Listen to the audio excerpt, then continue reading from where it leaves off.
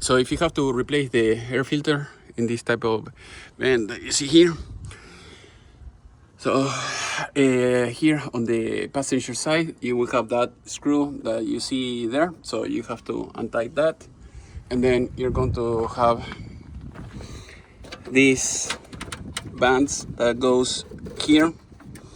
So basically, you have to take them apart, and then you will see the air filter. So as you can see, that is the air filter. That is the model, just in case if you have to buy the same thing. And as far as I can tell, you cannot take just the paper by itself. Otherwise, if you could, you will have to cut the rivets that you see here, take this out, put the new one back in, and that's it. I don't like this type of filter. I wish you could just replace the internal by themselves. Otherwise, this comes like this, you see.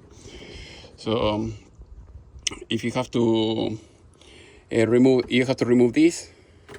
This is the air intake, and then once you do that, you will have access to replace the whole thing by removing the bands, like I told you before.